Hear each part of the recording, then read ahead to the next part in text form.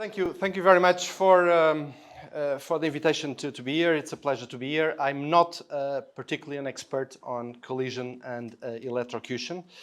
I'm the director of the Vulture Conservation Foundation, and what I would like to bring to the debate is a number of observations that we, Vulture Conservation Foundation, have been picking up in a huge array of projects that we are implementing with partners across Europe that have to do with collision and electrocution, mostly from a management and conservation management point of view. A couple of words about the Vulture Conservation Foundation. We do work with birds. My family still thinks these are the ugliest group of birds in the world. I care to think differently. I think they can be quite spectacular and an imponent. And what we are really doing is restoring vulture populations across Europe. The 4 species of vultures, in fact, there are now 5 species of vultures in Europe. Rupel's vulture is now considered officially an European species, and it's going to breed in Europe very soon, if it's not already doing. And in fact, we do know what kills vultures. We know exactly what kills vultures. Poison is the #1 threat, and quite a lot of our projects deal with poison. In fact, we've got even a life project concentrated, focused solely, exclusively on the poisoning threat.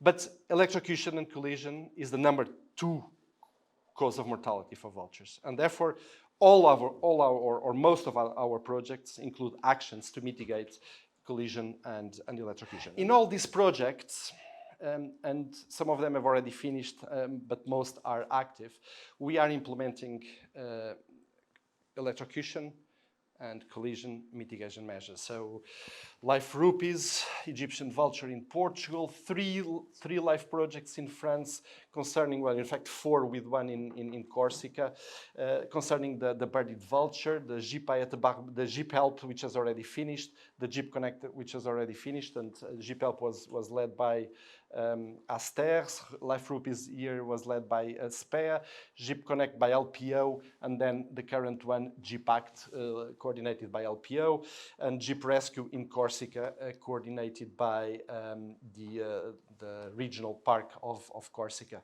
In Sardinia, with Griffon Vulture, Life Safe for Vultures, coordinated by the University of Sassari, Life Support Griffon Vulture in Croatia, coordinated by Biome, Life Vultures in Bulgaria, coordinated by Rewilding Rhodopees, Vultures Back to Life, coordinated by Green Balkans in Bulgaria, Life for Birded Vulture, Bulgaria, and finally Life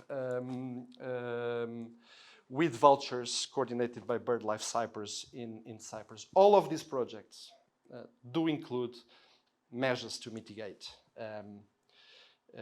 collision and electrocution. If I wanted to kind of map out the different stages in the national programs, mitigating electrocution and collision, I could say that at a very early stage, and some of these projects in some of these countries, that's where we still are, is really, identifying the problem, facing the problem for the first time, and doing the first mitigation measures. That's, for example, the case of Cyprus, where very few mitigation measures have been taken, and where through this LIFE project, and another one on the Monel Eagle, they are now really doing the first ever mitigation measures in the country. It then usually evolves to, a national survey, risk mapping, national risk mapping, and larger scale mitigation measures. The third stage would already include changing the planning, not only doing mitigation, but already changing the planning. And then the fourth stage would include going into the regulatory framework and changing the legislation. At some point, and this is really, really critical, and this has already been mentioned, a milestone that usually happens in the end of phase 1 or usually on phase 2 is the creation of a national working group, including several stakeholders. I'm just going through some learnings that I get from partners, questions, big issues that I get from partners across Europe in the implementation of these factors. This problem is here, and it's not going to get better. In fact, it's probably going to get worse, because with the, there's an increase in global energy consumption, and with the focus on decarbonization, this means that the energy infrastructure is going to increase. It's going to increase immensely all over the place. So this is very important. It's here. There are impacts, and very often we focus on the negative impacts, mortality. But do not forget, and some of it has been mentioned in the previous presentation, that there are also some positive impacts. For example, the nesting platforms. Energy infrastructure can provide nesting platforms, and if you go to Portugal, you see hundreds, thousands, in fact, of white stork nests on energy infrastructure. The mortality can be huge. Spain alone, it is estimated that 33,000 raptors are killed by electrocution every year. 33. This is the estimate on Spain alone. In Italy, 1/3 of all mortality of tagged Egyptian vultures and half of all mortality of Bonelli's eagles released in Sardinia were because of electrocution. So we are talking about, population level. If we talk about vultures, electrocution, collision with cables is a lesser factor, and this is not the case with bastards, where collision with cables is really important. But if you talk about vultures, electrocution and collision with wind farms are the things that really worry us. There is evidence for population level impacts, so let's not discuss evidence. The impact, this is a settle. Although it is quite important to continue to document it, because the more evidence on impact you have, the better it is, particularly for your legislation. We'll come back to that. We talked about pole configuration, can reach, these figures, 33,000 raptors can reach rates of, well, half a bird per pole per year, which is quite considerable. One aspect that is really important, and that we are now teaming up with universities, is about bird vision, because the collision, electrocution, and all that. We often tend to interpret this with our human mind and vision, and it's completely different. Birds, of course, have got lateral vision, and so on. So this is, I think, an area of research that can actually help, in this debate. Collision with wind farms is possibly even more complex than collision with cables. Lots of factors: bird wing load, behavior of the bird, micro-seating of the wind farm is really important, the height of the wind farms. And the bad news is that the tendency all over the world is for, bigger and bigger wind farms, which, and they are becoming really mainstream. We are really only scratching the surface. This could be a map of Italy, or could be a map of Portugal, could be a map of Spain. The network in France, 100,000 kilometers of high voltage transmission lines, 1.5 million kilometers of medium voltage transmission lines. In two of these live projects, in which we have got some actions, we're talking about 15 kilometers, okay? Well, 3.6 were neutralized. They were actually turned into a bundled cable.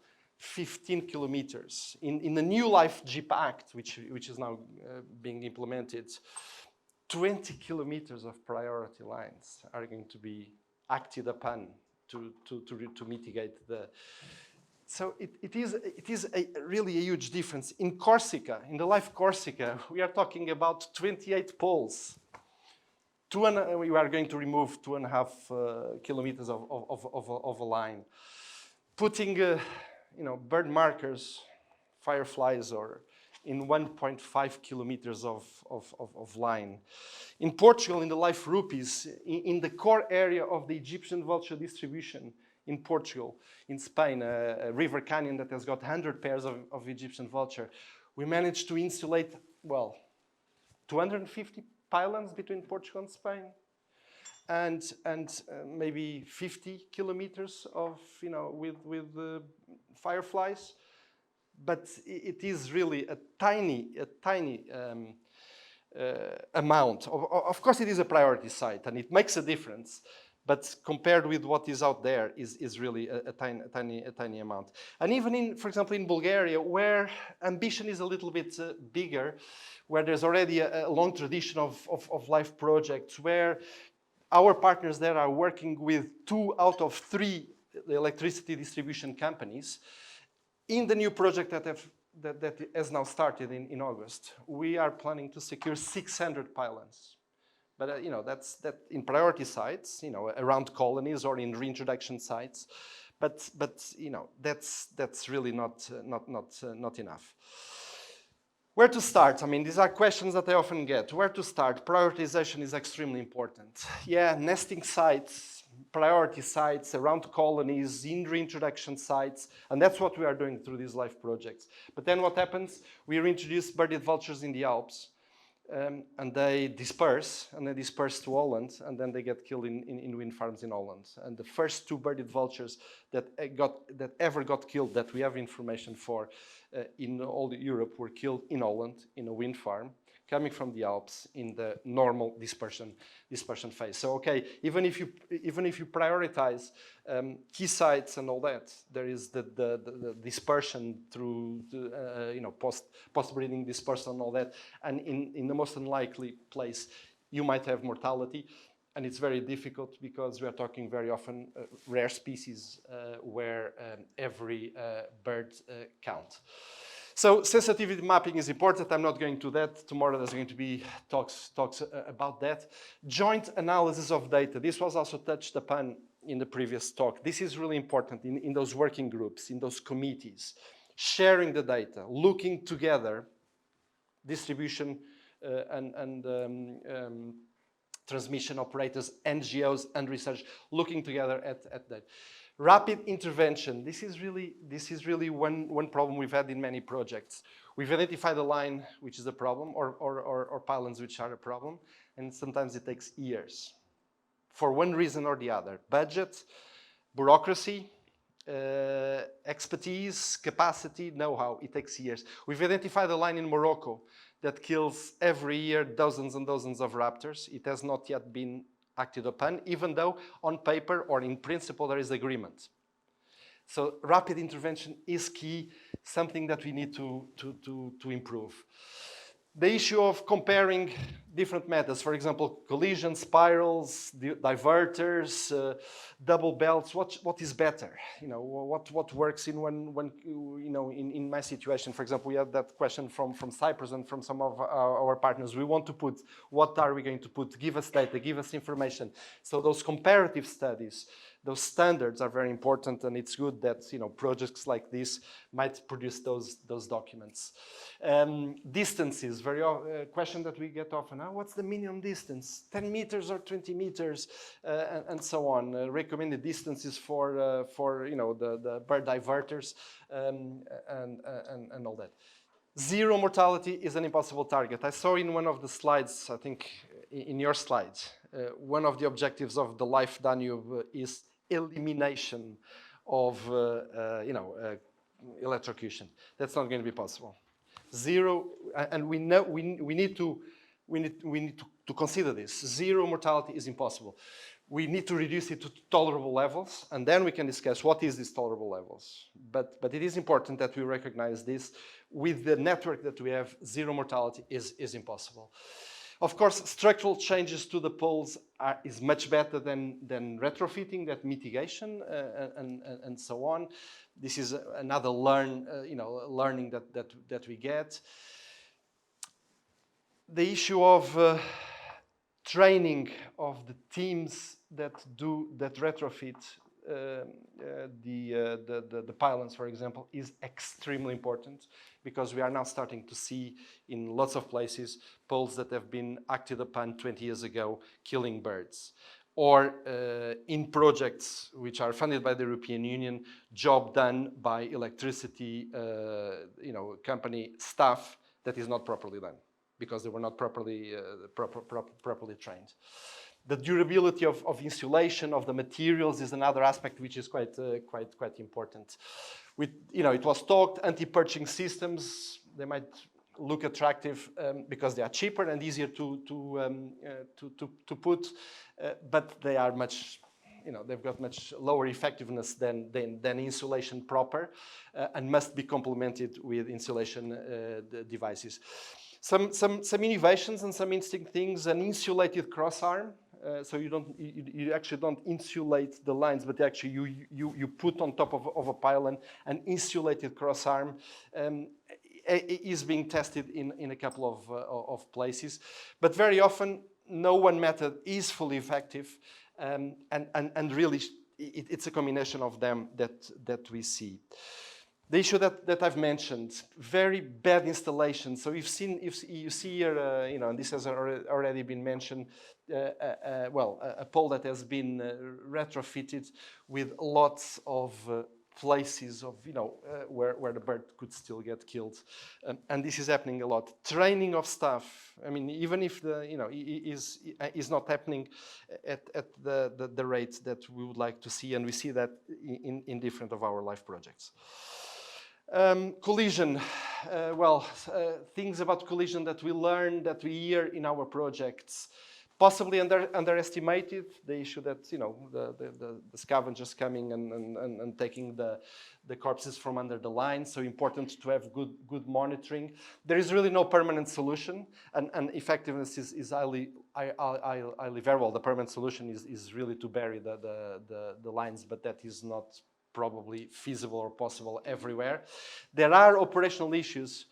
So, we talked about the fireflies in Cyprus, for example, and this was a real case that they came to us and say, well, they damaged the line. The company told us that they don't want to put more because they damaged the line. Why, and so on.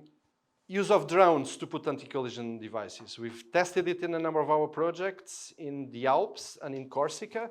No interruption of service, unlike the helicopter. It's very expensive, costs 10,000 euros per 1.5 kilometers of line, but it is possible, and it works, and it is being done in a couple of our projects, so there is that innovation. We are only scratching the surface.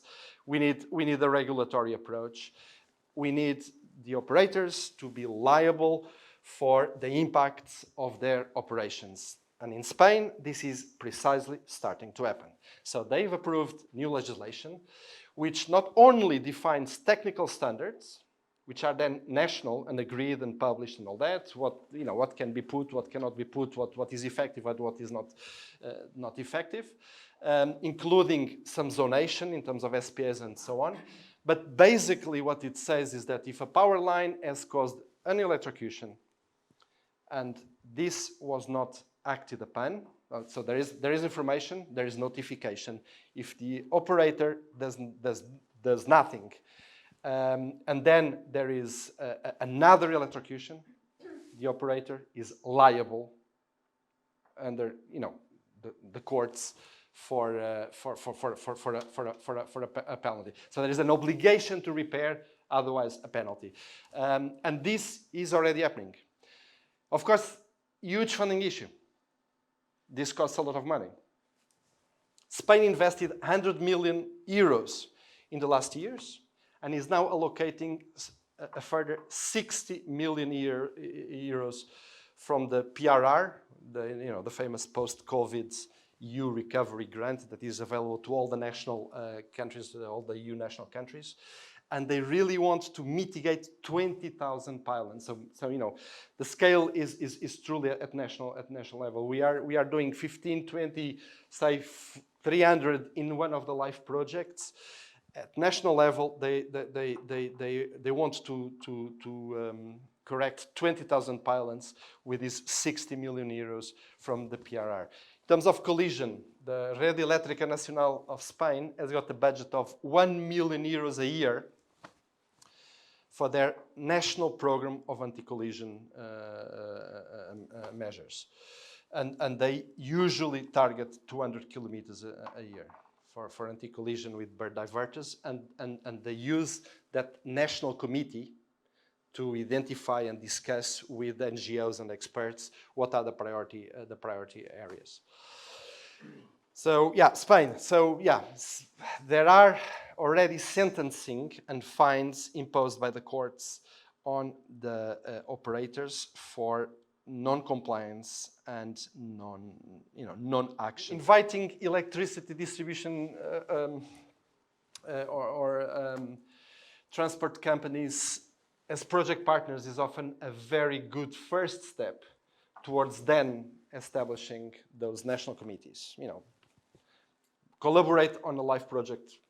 Small, we've seen 15 pylons or 3 kilometers of line. You are not going to save the world. You are not going to save the vultures. But you build a relationship which allows you to, and this is exactly what happened in Sardinia, in Italy. The utility companies have been invited to live projects. They've implemented here and there some actions on priority sites.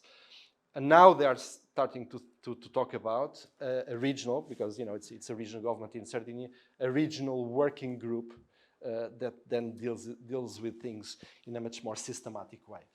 Several of the partners mentioned one thing which is quite important: having a stable referral person in an utility company, a champion, if you want, in the industry, a person that you can talk to, that knows, that is motivated, that is committed, has been key in the development of this relationship. That's, for example, the case in LPO, where you know the person in EDIS has been there for quite for some time in some of the regions, and this helped oil and develop the relationship.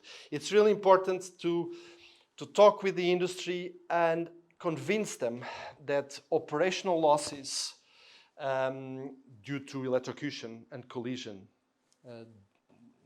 that impact on the cost quality of their service to customers.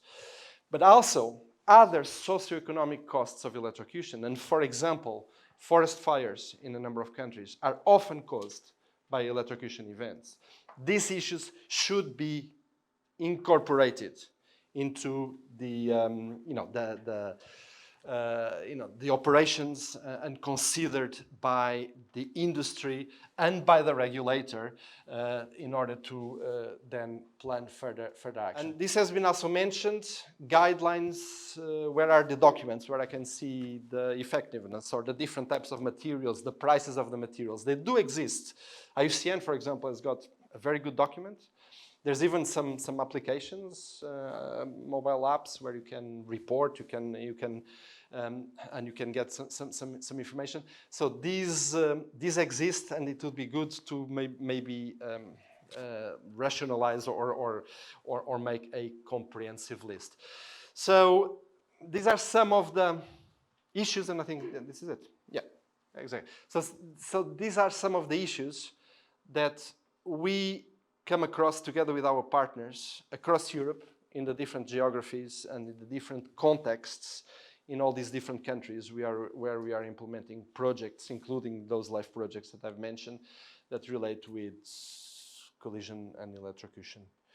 And I think, yeah, that's it. I don't know. I mean, some of the partners of the live projects are here. And if you want to add or contribute or complement what I've just said, please go ahead, because you know this is also your projects and your concerns, your challenges, and your opportunities. Okay.